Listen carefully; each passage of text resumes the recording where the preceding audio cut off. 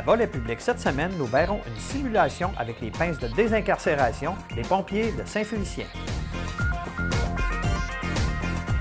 Salut Carl. Salut Martin. On est dans ton bureau aujourd'hui pour parler de la journée porte ouverte que vous organisez au poste de pompier. C'est quand même intéressant. Effectivement. L'objectif de cette porte ouverte-là, c'est faire connaître à la population, aux jeunes aussi, le métier de pompier, le métier de préventionniste, démontrer aussi nos équipements, parce qu'avec les années, les équipements ont évolué. Le travail de pompier évolue aussi, donc c'est intéressant de voir ça avec tous nos membres de notre famille. Qu'est-ce que vous montrez aujourd'hui aux jeunes et aux parents? Bien, aujourd'hui, on va avoir tous nos équipements de pompiers. On va aussi faire une démonstration de désincarcération. Donc, il va y avoir une vraie désincarcération avec un auto, avec des victimes. Donc, ça va être intéressant de voir ça. Il y avait aussi une ambulance sur place, des ambulanciers? Oui, les ambulanciers vont être sur place. Aussi, on a le traîneau de sauvetage hors route, donc avec le skidoo et le 4 roues, parce qu'il arrive parfois que des gens en VTT arrivent des accidents, qu'on doit intervenir. Donc, le véhicule de sauvetage hors route va être aussi ici à la caserne. Et puis, on va pouvoir profiter de tout ce bel équipement-là, puis le présenter aux gens. Puis même les gens ils vont pouvoir aussi embarquer dans nos véhicules, puis essayer habits de pompiers et autres. J'ai vu aussi qu'il y avait des équipements électroniques que vous montriez sur place. Attention, service incendie de Saint-Félicien. Présentez-vous face au 1199 boulevard Saint-Félicien pour un accident automobile. La centrale, 13h30. Ce sera pas bien long. Service incendie de Saint-Félicien puis la centrale. La centrale 1001. Monsieur, vous allez m'appeler l'équipe 902. Équipe 902 pour l'accident.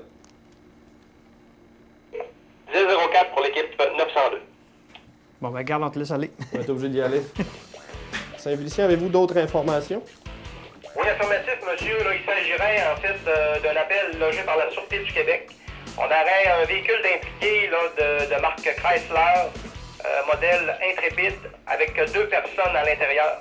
L'impact serait de haute vélocité, donc on parle d'un impact latéral haute vélocité.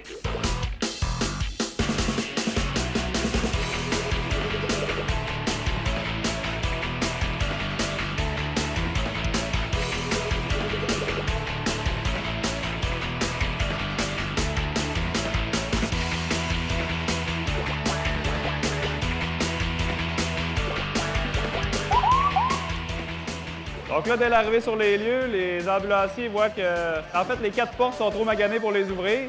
Véhicule Mila Saint-Félicien pour la centrale en direction. Centrale 1004. Donc les ambulanciers s'apprêtent rapidement là, à casser une vitre pour aller évaluer les patients là, immédiatement à l'intérieur, étant donné qu'ils ne peuvent pas passer nulle part ailleurs. La priorité dans des cas comme ça, on sait que tout le monde est en vie, le véhicule est sécuritaire malgré l'accident. Donc, ce qui prime, ça va être d'aller demander aux victimes de ne pas bouger. Véhicule Mila Saint-Félicien pour la centrale, arrivé sur les lieux. Centrale 1004. Donc, dès l'arrivée sur les lieux, l'officier en charge va aller demander aux ambulanciers de lui faire un topo de la situation, de savoir quel patient va devoir être évacué en premier. D'autres pompiers vont aller immédiatement là, ouvrir le capot. Dans ce cas-là, les sacs gonflables sont ouverts, mais ça arrive qu'ils ne rouvrent pas tout le temps. Puis même, là, il peut y avoir un certain délai jusqu'à une demi-heure que les sacs peuvent ouvrir après. Donc, on va diminuer les risques là, en coupant les pôles de batterie. Vous voyez un pompier à droite là, qui commence à sortir les équipements de désincarcération. Les ambulanciers ont sans doute demandé là, de sortir la passagère en premier. On voit un pompier qui enlève l'air dans les pneus. On a mis des blocs en dessous. Ça, c'est pour stabiliser le véhicule. Ce que vous voyez au conducteur, c'est un paramédic qui est en train d'installer un collier cervical. Évidemment, dans un cas comme ça, on a 2 victimes. Donc, les ambulanciers auraient déjà demandé un deuxième véhicule dès l'arrivée sur les lieux.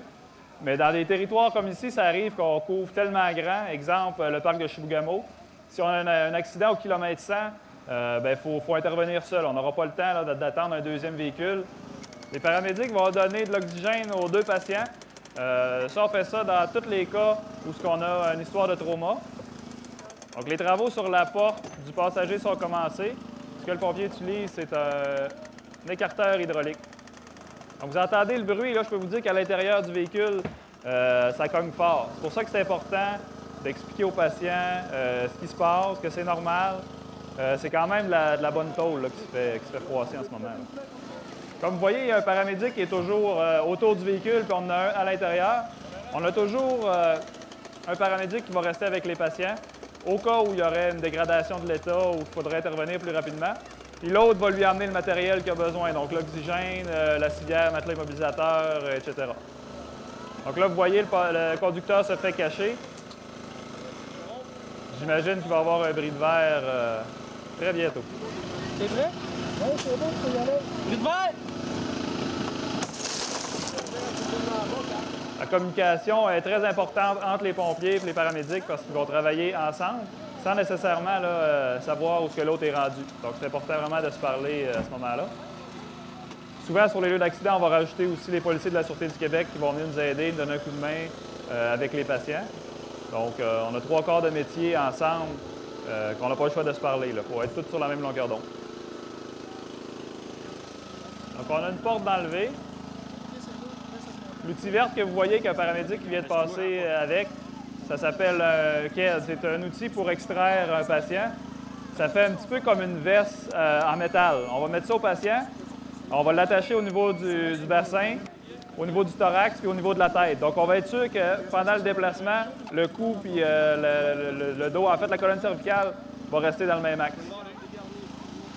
Comme on disait tantôt, c'est super important parce qu'on ne sait jamais, même si la personne n'a pas de douleur au dos, on peut avoir une petite fracture, même si c'est minime, au niveau de la colonne. Puis lorsqu'on va se déplacer, bien, on peut avoir des gros dommages. Là, vous allez peut-être trouver ça radical, ce qu'ils font, arracher les portes, casser les fenêtres, tout ça. Mais on le fait vraiment juste quand c'est nécessaire. Dans une situation comme ça, le véhicule n'est pas magané, on aurait pu ouvrir les portes sans briser plus le véhicule. Par contre, là, on simule, exemple, que c'est un véhicule qui a fait des capotages ou que, exemple, une collision frontale, que tout est déjà brisé, puis qu'on n'a aucun autre moyen là, d'évacuer la victime. On a un paramédic qui est en train d'enlever l'air dans le matelas immobilisateur. Je ne sais pas si certains d'entre vous, tantôt, ont eu la chance de voir. En fait, une petite démonstration. Ça se trouve être un matelas qui est rempli de petites billes de fonte. En enlevant l'air comme ça, on va le durcir. Ça devient dur, là, comme une planche de bois. Là. Ensuite de ça, on va installer le patient dessus. On va rouvrir la valve, donc on va refaire rentrer de l'air. Le matelas va venir épouser la forme du patient.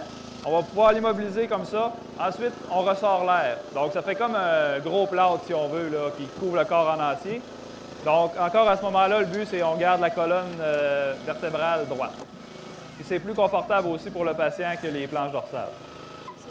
J'en profite aussi, je ne sais pas si les gars peuvent m'entendre, pour les remercier parce que tout le monde est ici bénévolement. Notre but, c'était de démontrer justement à la population là, un peu notre savoir-faire. Un peu ce qu'on fait, c'est des choses que normalement, on essaie de cacher le plus possible. Des accidents comme ça, c'est jamais drôle. Donc là, en vous montrant ça comme ça, c'est un peu de partager là, notre passion pour le métier. Les ambulanciers sont bénévoles aussi. Ça, c'est 2 personnes qui ont pris leur journée de congé pour venir nous montrer leur savoir-faire et partager leur passion avec vous. Comme vous voyez, c'est une opération qui est longue. Il ne faut vraiment pas prendre de chance. On prend beaucoup de précautions. C'est souvent pas grand-chose, mais il n'y a pas de chance à prendre. Ça arrive, le central. 201. On va essayer de savoir qu'il y avait un deuxième véhicule qui est en route ou... Négatif, monsieur, on n'a pas d'autres véhicules disponibles. Carafé. Donc, on voit un paramédic qui a sorti son moniteur. Il l'a mis à l'intérieur. Fait qu'avec ça, on peut surveiller les signes vitaux des patients. Dans des accidents comme ça, ce qu'il ne faut pas oublier, c'est que là, le véhicule, les pôles ont été coupés, donc le véhicule ne fonctionne plus. Les vitres sont cassées. Puis c'est pas tout le temps du monde qui ont des souks de skidoo. Hein? Ça fait que dans des situations comme ça, c'est important de les cacher. Parce que là, n'oubliez pas, on est dans le mois d'octobre, il fait quand même pas si froid que ça. Mais des situations comme ça arrive, là, qui fait moins 30, moins 35 avec les vents. Là. Donc, ça peut être long pour une victime. Ça, c'est le temps réel que ça prend. Ça va pas plus vite que ça, en vrai. Là. Donc, la première victime est sortie.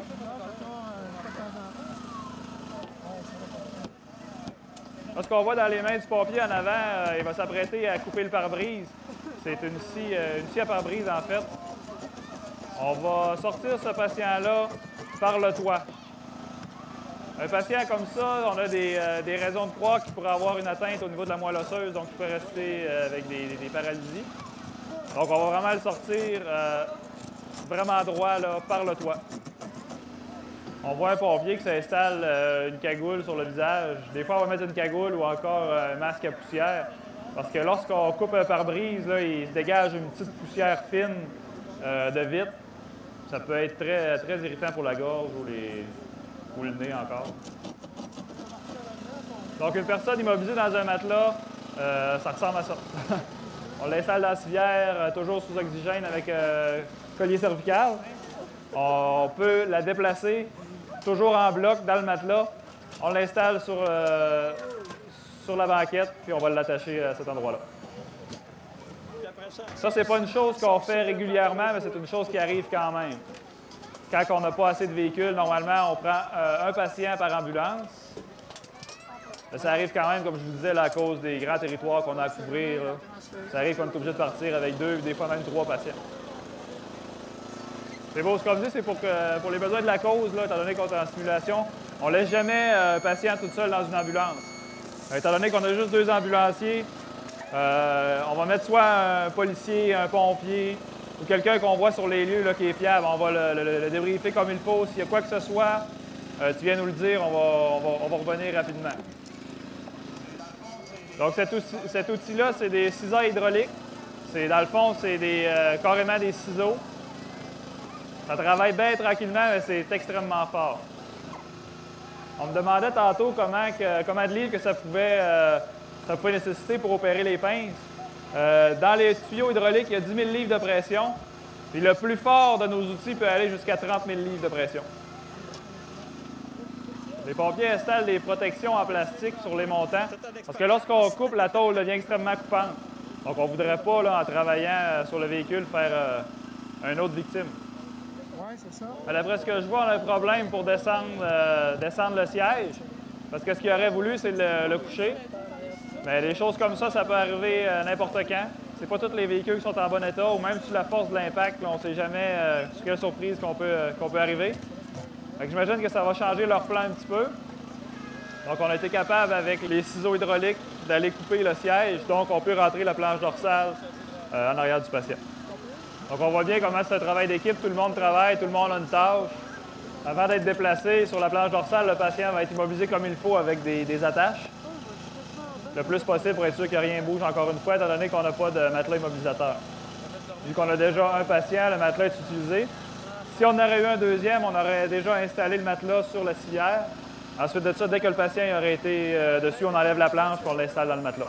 Fait que ceux et celles qui sont intéressés, vous pouvez aller voir le véhicule, vous approcher, il n'y a pas de danger, allez voir de quoi ça a l'air quand on a fini. Comme je vous dis, ça c'est dans des cas vraiment qu'on n'a aucun autre choix de faire ça, sinon on va procéder autrement. Merci à tout le monde d'être venu.